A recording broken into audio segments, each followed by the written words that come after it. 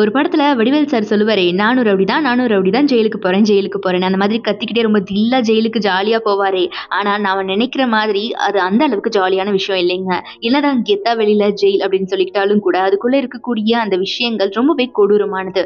ரொம்ப ரொம்ப கொடூரமான நரகமான இடம் ஜெயில் அப்படின்னு சொன்னா உங்களால நம்ப முடியுதா? ஆமாங்க. அதுவும் பெண்களுக்கு அப்படின்னு சொல்லிட்டு தனியா ஜெயில் இருக்குது.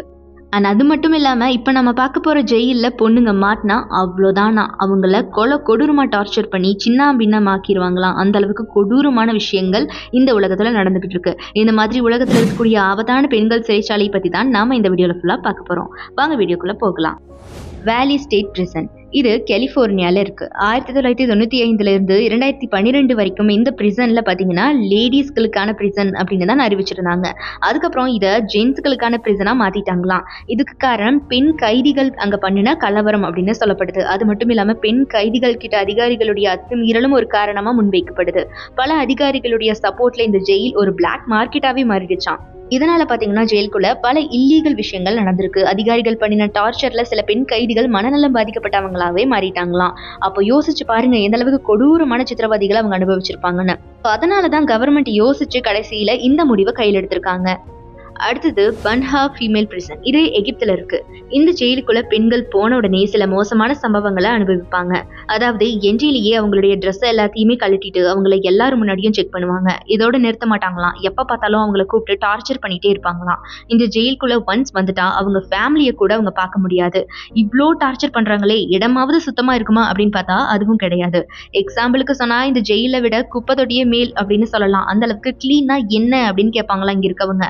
ஒரு பக்கம் அதிகாரிகள் பிரிசனர்ஸை பயங்கரமா அடிச்சு டார்ச்சர் பண்ண, இன்னொரு பக்கமும் இவங்க தங்கக்கூடிய இடம் ரொம்ப ரொம்ப கேவலமானதா இருக்குமா, இவங்களுக்கு கொடுக்கக்கூடிய சாப்பாடு கூட அவ்வளோ அன்ஹைஜீனிக்கா இருக்குமா, இப்படி எல்லா பக்கமும் இவங்களை சுத்தி போட்டு அடிச்சு ரொம்ப விசித்திரவதை பண்ணுவாங்களாம்.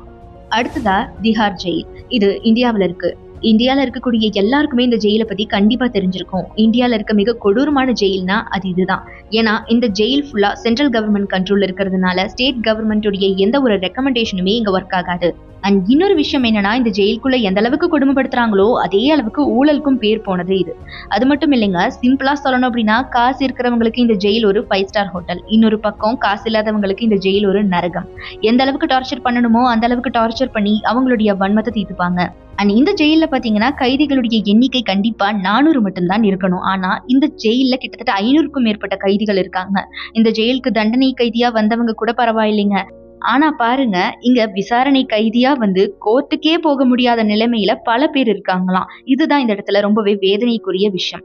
அது மட்டும் கொடூரம் இல்லைங்க, அவங்க வாழ்நாள இங்கேயே முடிக்கக்கூடிய சில கொடூரமான நிகழ்வுகளும் நடக்குமா. அடுத்ததா சவுச்சிலா பிரிசன். இது கலிபோர்னியால இருக்கு. இந்த உலகத்திலேயே மிகப்பெரிய பெண்கள் சிறைச்சாலை இதுதான். நார்மலா இந்த பிரிசன்ல கிட்டத்தட்ட 2000 கைதிகளை அடைச்சு வைக்க முடியும். ஏன்னா அமெரிக்கால கிரைம் சிச்சுவேஷன் அப்படிங்கிறது பாத்தீங்கன்னா ரொம்ப மாறிடுச்சு. வெறும் 2000 கைதிகள் மட்டுமே இருக்க வேண்டிய இந்த ஜெயில இப்ப கிட்டத்தட்ட 3500க்கும் மேற்பட்ட கைதிகள் இருக்காங்க.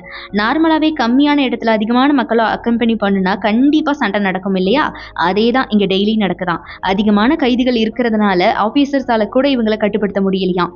கைதிகளுக்கு உள்ளேயே பாத்தீங்கன்னா சின்ன சின்ன கேங்கா வேற ஃபார்ம் பண்ணிக்கிறாங்களாம். இதனால ஒவ்வொரு நாளும் இந்த இடம் போர்க்களமா தான் இருக்குதான். நம்ம இந்த ஜெயில சர்வைவ் ஆகணும் அப்படின்னா ஒண்ணு பலசாலியா இருக்கணும், இல்ல அப்படின்னா அடிச்சாலும் தாங்குற மாதிரி அப்பாவியா இருந்துட்டு போயிடணுமா. இந்த 2 வகையில மட்டும்தான் நீங்க சேரணும். ஏதாவது ஒன்ன மிஸ் பண்ணா கூட இந்த ஜெயில நீங்க உயிர் பிழைக்க முடியாது. அடுத்ததா பிளாக் டால்பின் பிரிசன். இது ரஷ்யால இருக்கு. ரொம்ப ரொம்ப மோசமான கிரைம் செய்யறவங்களுக்கே நல்லா வச்சு செய்யற இடம் இதுதாங்க. இந்த ஜெயில் ஆண்களுக்கும் இருக்கு, பெண்களுக்கும் இருக்கு. இங்க வர்றவங்களை பாத்தீங்களா ரொம்பவே டார்ச்சர் பண்ணி கண்ணு முன்னாடி மரண பயத்தை காட்டித்தான் அனுப்புவாங்களாம். இங்க இருக்கக்கூடிய அதிகாரிகளுடைய வேலையே பாத்தீங்கன்னா இங்க இருக்க கைதிகளை மரண பயத்தோட வச்சிருக்கிறது தான். இங்க வர்ற கைதிகள் அந்த மாதிரி ரொம்பவே மோசமானவங்களாம். ரொம்ப பெரிய பெரிய கிரைம் செஞ்சவங்களை தான் இந்த ஜெயில அடைப்பாங்களாம். சோ அதனால எவ்வளவு பெரிய கிரிமினலா இருந்தாலும் கூட இந்த ஜெயில் அவங்கள ரொம்பவே கொடூரமா பயன்படுத்தும்.